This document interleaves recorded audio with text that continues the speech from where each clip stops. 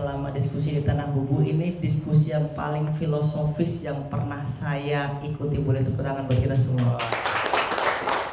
Saya pada akhirnya ingat mungkin 6 tahun yang lalu ataupun 7-8 tahun yang lalu ketika saya duduk di Selasar lobi Visipol kampus saya, kami berbicara tentang teologi, berbicara tentang filsafat sampai tengah malam. Ya ini memang forum-forum yang saya rindukan. Saya ketemu kembali dengan tokoh-tokoh luar biasa, saya ketemu kembali dengan para filsuf-filsuf hebat luar biasa. Ini suatu kebanggaan bagi saya bisa berada di tengah-tengah pian-pian semua. Saya terima kasih banyak bisa diundang di sini. Yang pada akhirnya lagi-lagi kalau bagi saya diskusi itu tidak akan ada gunanya ketika kita tidak memberikan hasil. Makanya tadi pertanyaan bagus dari Bang Bram. Metodenya seperti apa? Dan kami sudah menyampaikan berbagai metode, kita juga sudah diskusi. Yang pada akhirnya kita semua yang baik ada di sini ataupun di media sosial sedang menonton live, ini bagaimana kemudian kita setelah ini harus melakukan seperti apa?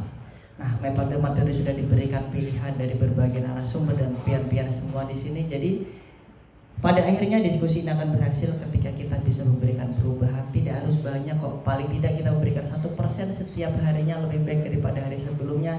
Bagi kita sendiri, bagi Tanah Bubu itu sudah menjadi sebuah keberhasilan bagi diskusi ini.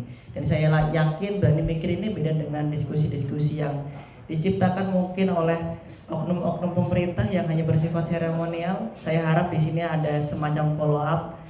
Hasil dari diskusi ini nanti bisa tidak hanya dipublikasi, namun juga nanti akan dilihat follow up hasilnya nanti seperti apa, indikator-indikatornya seperti apa. Dan saya tutup terakhir dengan 2 quotes karena saya lagi-lagi sering suka nulis quote, Pak. Jadi quote pertama saya tulis dan mengatakan bahwa literasi itu tidak cukup hanya diksi, namun perlu eksekusi.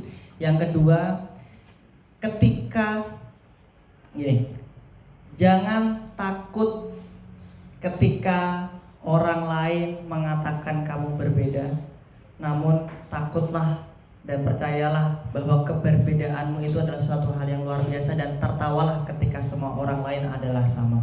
Saya Ilham Bahari, wassalamualaikum warahmatullahi wabarakatuh. Saya hanya menyampaikan sesuatu bahwa kita jangan pernah anti dengan buku. Apapun harus kita baca. Karena gini loh, orang yang menciptakan sebuah buku, menciptakan sebuah ilmu, itu pasti punya dalil. Maka kita jangan pernah anti dengan buku apapun.